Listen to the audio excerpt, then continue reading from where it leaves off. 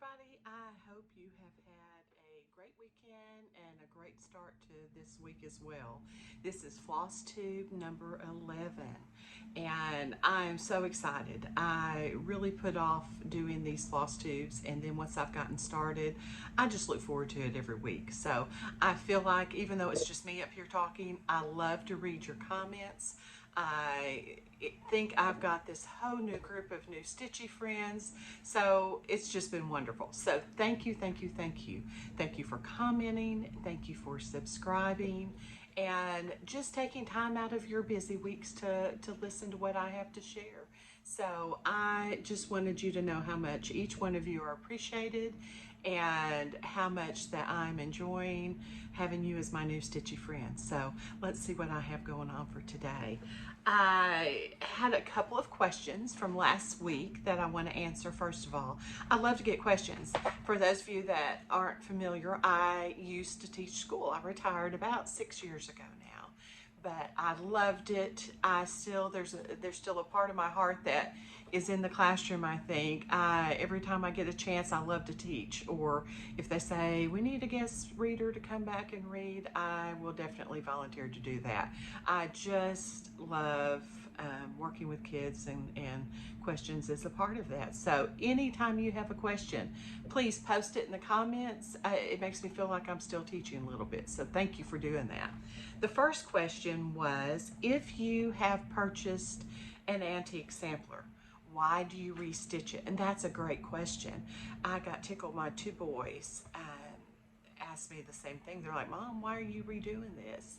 And then one son was like, why are you buying patterns? Why don't you, somebody else has done that and they've already stitched it, so why don't you just stitch something that you come up with? So, those types of questions are good. They're worth looking at. And so for this particular question, my thoughts on that is just, it's a way to preserve history. I'm a history nerd, you guys know that by now. And when I look at an antique sampler, I first of all see a piece of history. I see the work of some young girl. I've never met her before. I don't know a whole lot about her, but as I'm working on the sampler, when I'm charting it, reproducing it, or stitching it, I feel like I'm on a journey to get to know this young lady that did the stitching. And I'll share a little bit of why later when I show you my WIP that I've been working on this week. But I just think it is to preserve history. And while I may own a sampler, an antique sampler that I have in my home, I may love it so much that I think, I think other people, other stitchers would enjoy the opportunity to stitch this sampler. And so by charting it, it gives others the chance to have a piece of history in their home as well. If it's a sampler that appeals to them, then as a stitcher, they could get the pattern and stitch it and have a piece of that in their home too. And I often wonder, I think these young girls that were stitching, I bet they never dreamt that someday their sampler would last over 100, 200, 300 years even. And someone else would consider it a treasure. For some of these young girls, I think they enjoyed stitching, and that's evident when you look at their work. And then some of these other young girls, I think it was just kind of like a homework assignment. I've got to finish this, so I'm going to get through it. And they probably thought once they finished it, that was it. Nothing would ever become of that sampler.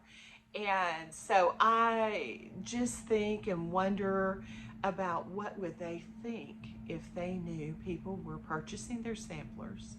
They were charting them and restitching them and putting them up in their homes all these many years later. And it just makes me smile when I think of that. I think that's just such a special part of stitching history. And I read an article this last week that I thought was really good. It said, when we stitch an antique sampler reproduction, we are joining a part of history, because these young girls many years ago used them as resumes for their job. We are not using them so much as resumes, but we're still carrying on that tradition of working with needle and thread, and it's kind of a connection to me to these ladies in the past and what they did and how we're continuing that on. One of my mom's friends has a little granddaughter that's 5 years old, and she wanted to try to cross stitch. So she got her some thread and sat down with her, and that just made me so happy, because I love to see this joy that we get from stitching. Hopefully it can transfer over to some of these younger girls in the next generation, or even some of these young guys. Just that connection that we all have, because we love to work with needle and thread. So that's a long way to answer your question, but I hope that helped. The next question is, what in the world is a hornbook? And that's a great question too. A hornbook was used years ago, and I made a note here. I went to see how early it was used. Late 16th century all the way up into the 18th century.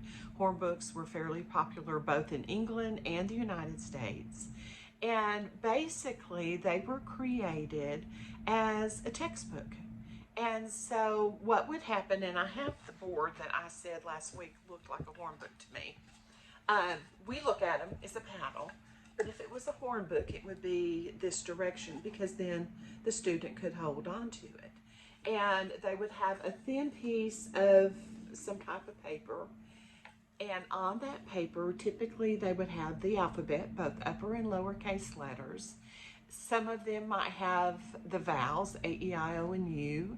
They would have a set of numbers 0 to 10, and sometimes they would have the Roman numerals as well.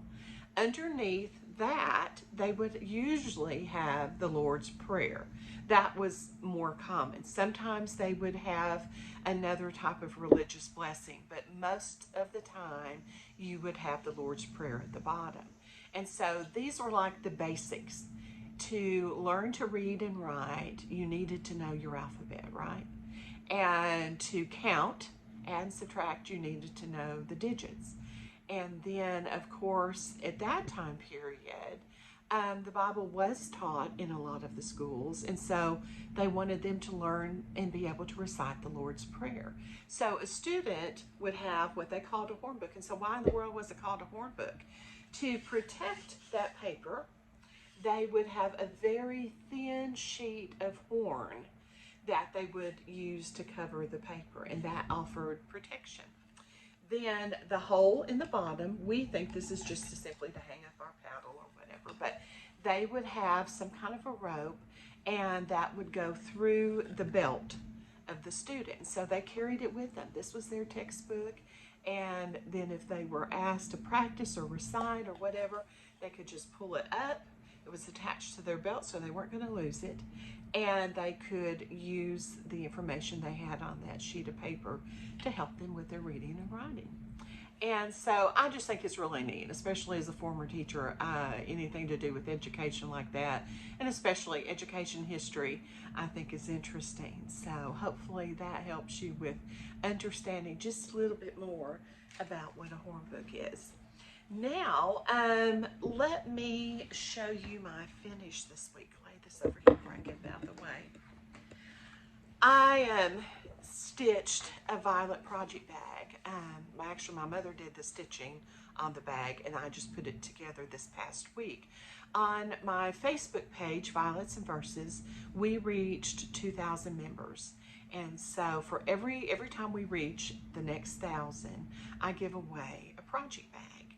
And since it's the Violets and Verses Facebook page, I've been giving away a violet project bag. Well, as I was putting that together, I thought, you know what? I'm like the cobbler's child. I don't have a violet project bag for myself. I think I'm going to make one this week. So that's what I did. But rather than just a little cluster of violets, I wanted it to say Violets and Verses. So I'm going to show you what I did. I found this pattern just for the violets, and let me see here. I made a note. It was off of Etsy, called FabyReilly Designs. And I'll have that down below in the description if you're interested. And when I purchased the pattern, it had this section. And then it also came up here and had pretty much the same type of violets that just curved over the top. And then in the middle, they put April. So I knew I wanted violets and verses. I just used the bottom section of the design that they had. And then I used my PC plan or chart maker that I have on my computer to chart out using the letters, violets, and verses. And so I'm thrilled with how it turned out. I added a couple, hopefully maybe you can see, a little bit of yellow seed beads for the centers of the violets, and added a little green zipper pull. And now I don't feel so bad. I have my own violet bag. So that was one finish I had this week. Then that kind of got me on a roll. I get sidetracked real easy. And I have a collection of violet painted china pieces. I have an old curio cabinet upstairs, and I just love violets, and I'll kind of tell you the story behind that here in a minute. But I started collecting little china pieces. Some of them are teacups. I have one that has little hat pins in it. I have little dishes or trays, and anything that I can find when I'm out going through antique shops or flea markets or anything, and I come across a little violet piece, I have to get it. It's kind of like a treasure hunt. And so I thought, I don't have anything stitched much in my violet case. I have one piece that's in there, but I wanted something else.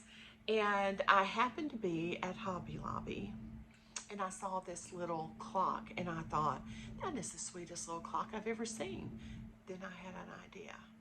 I thought, why can't I stitch some little violets to go inside the clock, take the clock face out and all the workings that make it a clock, and put a stitch piece in there. And so that's what I did. This is the little clock I purchased, and I like the back just as much as I like the front. Isn't that so pretty with all the little scroll work? So I took everything out of the inside of the clock, and then I stitched these violets. And let me look at my notes here so I don't tell you wrong. This was also off of Etsy, and it's called Helen's Crossing. That's the name of the company that made this little design. I stitched it on evenweave. That was 28 count, but I did stitch it over 1. I wanted it to be just kind of tiny and sweet. I don't do a whole lot 28 over 1. It was a challenge. I dug my big floor magnifier out and made sure I had good light and made sure this was a small project. But it was fun to do. It was a challenge, so that was good. And I just love how it turned out. So I'm going to add this to my little curio cabinet with my other violet things. And later on in the video, I'll attach a little clip where you can see my violet collection. It's just so much fun. And I have some dear friends I had when we moved into our new old house a year ago. I can't believe it's been a year. I had a friend send me a little teacup, and it's in there. And then I had another friend say, I was antiquing and I found something, it's on its way. Well, of course, then I'm just stalking the mailman. And when I get it, it's a little piece for my beautiful, beautiful bowl with violets painted in the bottom. And I could add that to my collection too. So many of them have sweet memories for me, even though some of them I just pick up when I see them. There are others that are special to me just because of who I got them from. So I will show you my violet collection a little bit later in the video today. Now I want to show you what I have been working on. But before I hold it up, I nearly forgot. I made notes so I wouldn't forget, and here I am nearly forgetting. Violets and verses. and I stitched several violet things this week. I'm going to share a little bit. Some of you already know the story behind the violets and verses, but for those of you who are new and maybe don't know the story, when I got ready to come up with a name for the company, I had been in business with a cousin, and it was Leela May Designs. Leela May was the name of our joint grandmother. It was my dad's mom. And when I was growing up, my mom stayed home, but when she needed a babysitter, my grandmother, who I called her Mama Ninny would keep me. And so when I went to Mama Ninny's house, she was always working on something with her hands. It might be that she had the dining room table all folded up and pushed to the side, and her quilt stands out and she was quilting. Or it could be she was doing some kind of embroidery or crocheting, anything that had to do with working with her hands, she loved. And so when I decided we were going to dissolve Leela May Designs, I wanted to continue to honor the memory of my grandmother, because I think that had a lot of influence on my love of stitching. My mom also loves to stitch, and so that's something we kind of learned together and we enjoy doing together now. And so I enjoy that time I have with her that we are stitching. But probably Mama Ninny was my inspiration, my first inspiration for working with my hands. And I think she was probably frustrated because I really was a tomboy growing up, and she was determined that this tomboy was going to learn some things that she thought all good girls should know, and that included stitching and mending and cooking, but she always had me involved in whatever she was working on. She would have me there working on it as well. And I just have a good memory of her kitchen. She had a window right above her sink and always had African violets in her kitchen window. And so that's where the violets come from. That's kind of a nod, my way of keeping her involved, and kind of a way of honoring her is by using the violets. And then verses stands for all the verses that are in so many of the samplers that we have. I love, you guys know that, I love antique samplers. And so many of them have little verses, and I'm always curious to see what each one says. And so a dear friend of mine, Mary Susan, suggested, what about violets and verses? That's two of the things that I love. And so it stuck. And so that's kind of how I got the name Violets and Verses for my company. And so I hope that helps you understand a little bit about where each part of that name comes from. Now, I'm going to show you my WIP.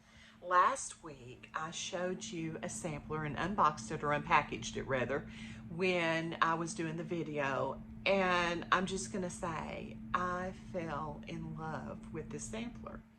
And I think mainly because as I looked at it very closely, I started thinking about the young girl who was stitching this sampler.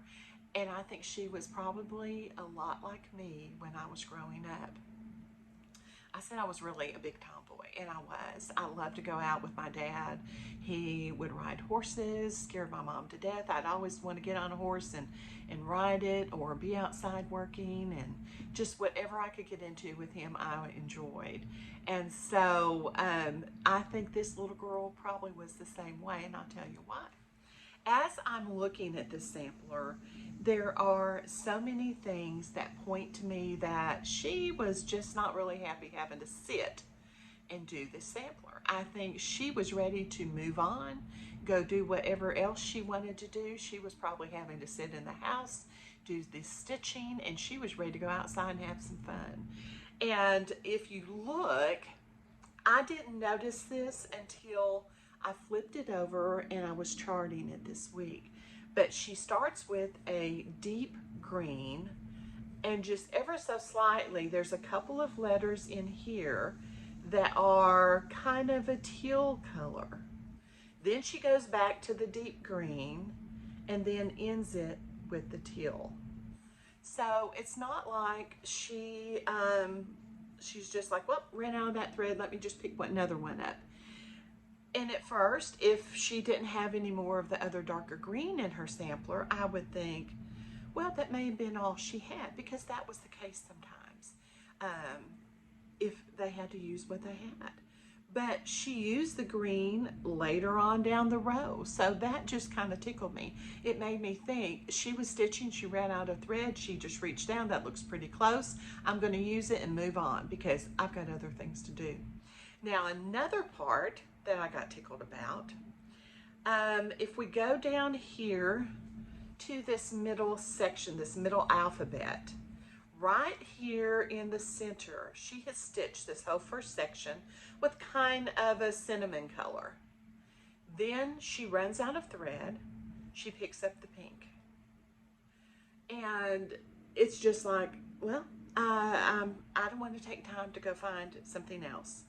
Then she goes down and she uses the pink again. And she had plenty of pink. She could have stitched the whole row of pink, but she chose not to. She just ran out, I think, on her needle and changed it right there. Then this letter, it kind of drove me nuts because I'm a little OCD.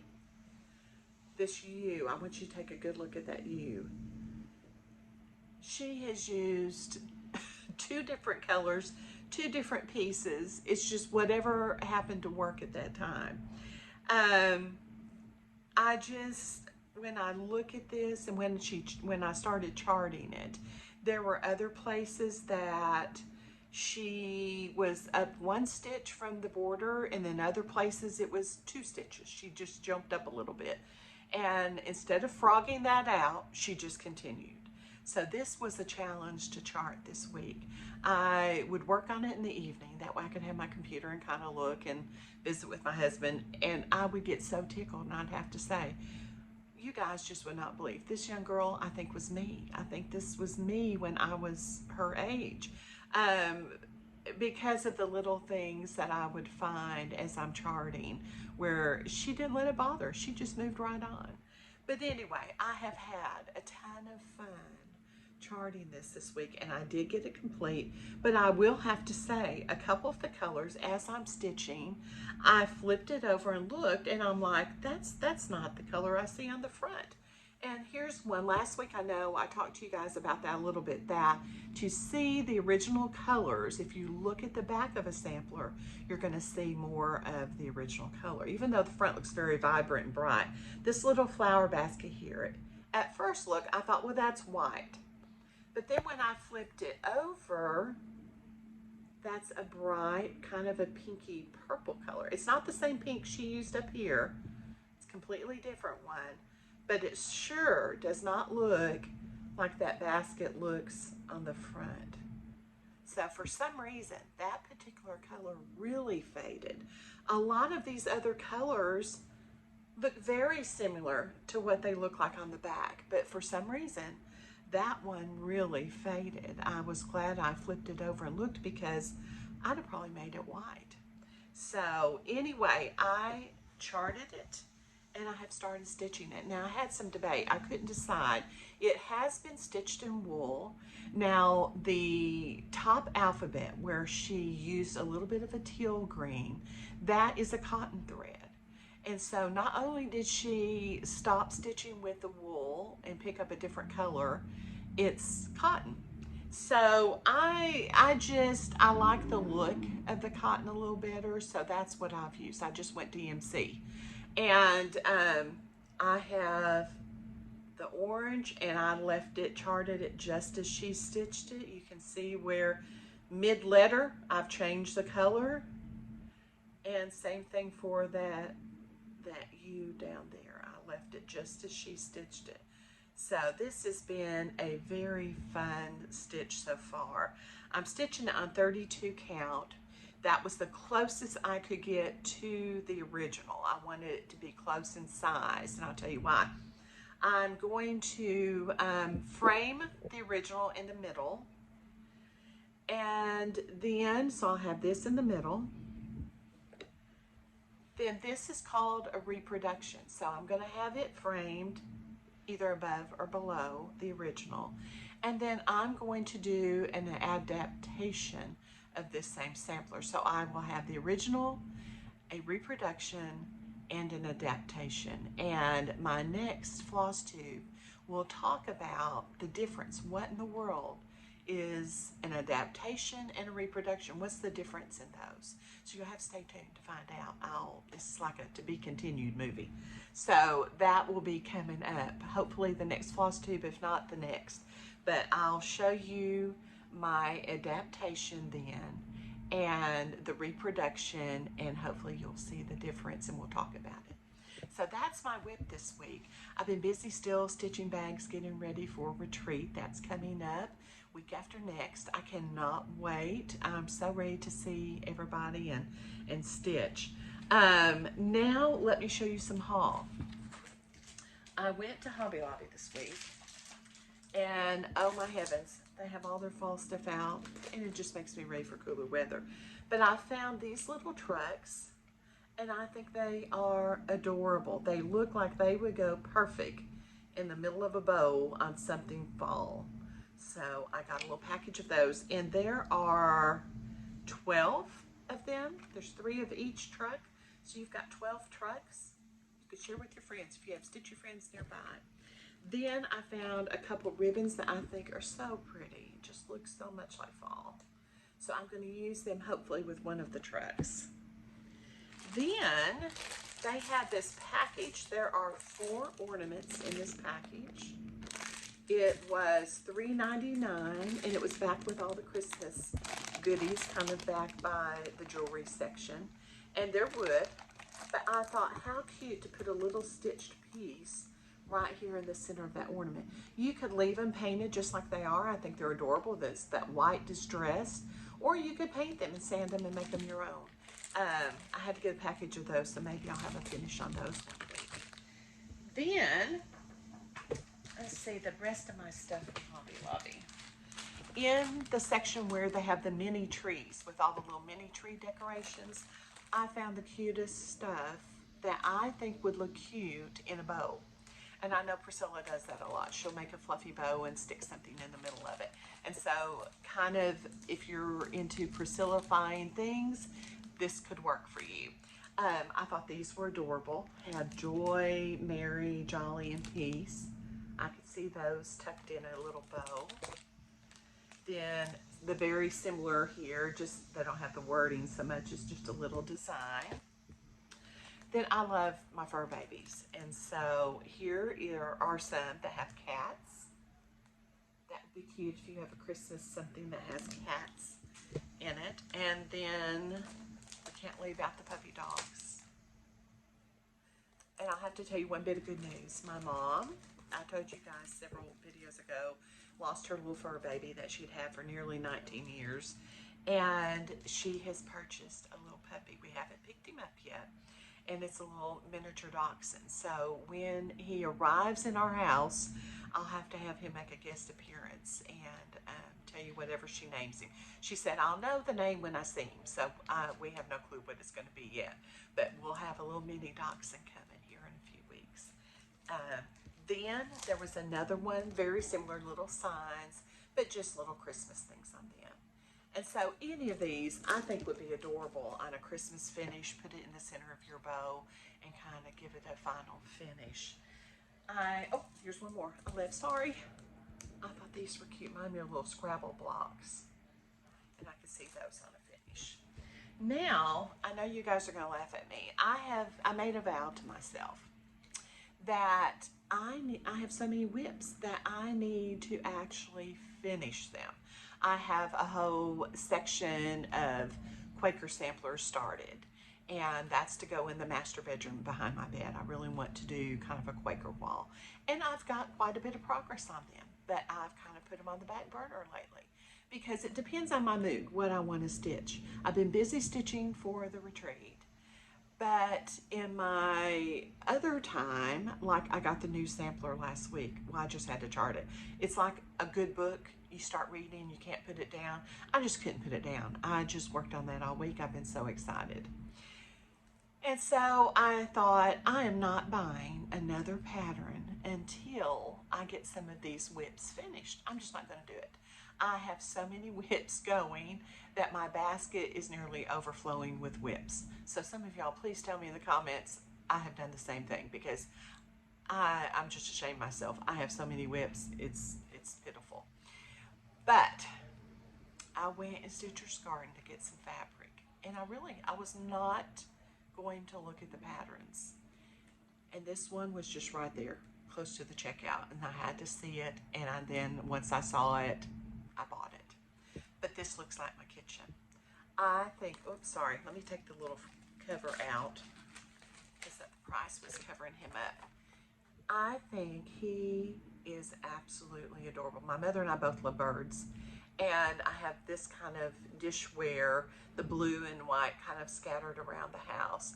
And so when I saw him, I'm like, oh, I know I said I was not going to buy another pattern, but I think I need this one. If this is by So Much to Love, it says it's on Etsy as well. I did buy this at my local L&S, and she had not just this one, but there were probably 3 or 4 more, and they were all little birds and teacups, and every one of them were adorable. But this one to me looked like my kitchen, so I've got to stitch him. He'll go in the WIP pile with all the rest. I'm just going to tell the other WIPs, move over, you got another one coming. So I hope you guys are like me, because it just depends what kind of mood I'm in, what I'm going to stitch. I get bunches of things going. Then, my last 2 things for my haul this week, you guys need to go to Michael's. If you have a Michael's, go.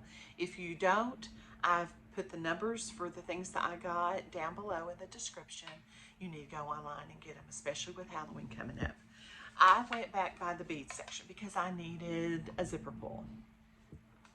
And I saw this little board, and this is supposed to be, this was over by the jewelry displays. And that's what it's listed as. It's a thing that you can hook your necklaces.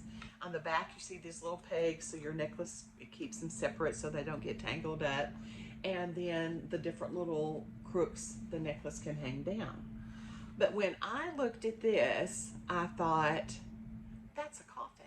That looks like one of those from the old West where, you know, you would go down the road and they'd have these old coffins leaned up against the saloon or whatever. That's what I thought when I was standing in Michael's. And it's a freebie chart. I'll try and pull it and show you guys the chart next week and tell you where you can go get it. But it's about give me my coffee before I die or something. And it's a cute Halloween looking chart. I'll find the name of that out and try and put down below. And then once I get this stitched and on here, I'll show you my final finish. So I had to have it. And as luck would be, it was 50% off. So it was a bargain. I think I paid, it was like $9 something. And then I got it 50%. So cheap, very cheap. It comes with the little easel, so it would be cute. I'm going to set it over on my coffee bar for Halloween. And well, that's another WIP I have to add. I need a bigger basket. That's all I need. I just need a bigger basket, I think. But I think it's cute. Then in their unfinished wood section, this is by Art Minds, but it was at Michael's, I found this unfinished board. Is that not wonderful? It is a huge board, and I have a Christmas design in mind that I want to put on here, and I can't wait to show it to you. It will be probably a month or 2 before I get that done. It'll be closer to probably October. But my grandmother, when I was little, made a wall hanging, and it has the cutest little saying, and then she would attach candy. And so every day, the month of December, I would take candy off until I got to the top. And I want to remake that in some type of cross stitch form. So that's something I've been working on and hope to have it before Christmas this year. So when I saw this board, I was needing a fairly large board to put it on. It made me think, I think this will work for that project. So stay tuned. It's unfinished, so I'll paint it, wax it, stain it, do all that good stuff to it before I finish it. And it's got enough up here that I can tie a cute bow and finish it off. Maybe with some of my new haul from Hobby Lobby. So, but both of those last 2 things came from Michael's. I was thrilled with them. Let's see, what else did I have? prizes last week, and we had a big prize for last week. I reached over 1,000 subscribers. I think I'm nearly to 1,200 subscribers now. So thank you guys so much. Please share. If you have stitchy friends, please tell them about my channel. And when I get to 2,000 subscribers, we'll have another big giveaway. But $50 gift certificate, and this is to Stitcher's Garden. I'll fill it in when I announce the winner and they comment back. And last week's gift certificate went to Gaila Coursey. So Gaila, and I'm not sure, Gaila, I'm so sorry if I pronounce your last name wrong. Congratulations. Please send me a message and I will get this gift certificate mailed out to you.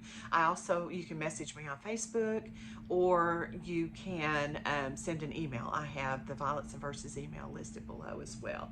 So that's the first big giveaway. We'll do this again when I reach 2,000 subscribers. She's got a great online way of ordering, so even if you're not close enough to go in person, you can go online and get lots of goodies, hopefully for $50. Then I had a wood tray, and I had a little finish in this a couple videos back. That went to WYATTACK.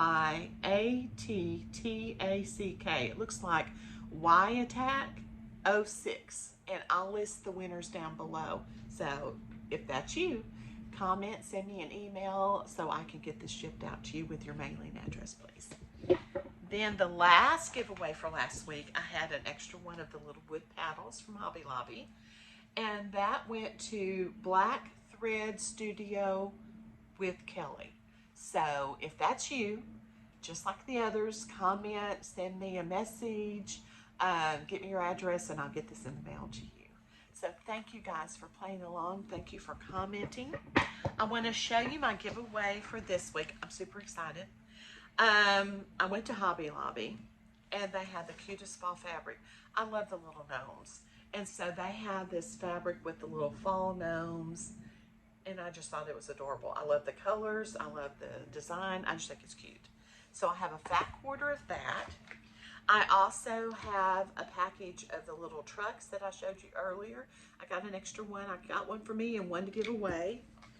And so that's going to be one giveaway. Then, when I was at Hobby Lobby, they had more crowns. So I know last week I showed you this little freebie. I got it covered up. And it was from a wood piece that I got at Hobby Lobby. I painted it and stitched the little freebie and put on it. And this freebie is on my Violets and Verses Facebook page. So if you're not a member of the Violets and Verses Facebook page, go over and join. We'd love to have you. It's a fantastic group of stitchers that love to see stitching, love to encourage each other. So I definitely recommend going over and joining. But I will post freebies on there occasionally. So I've got several that's posted right now, but this is one of them. I took the yarn out, added my own to kind of match the color in my sewing room. And when I went back in this week, they had some more. So I picked one up to give away. So this is the second little freebie giveaway that we'll have for this week.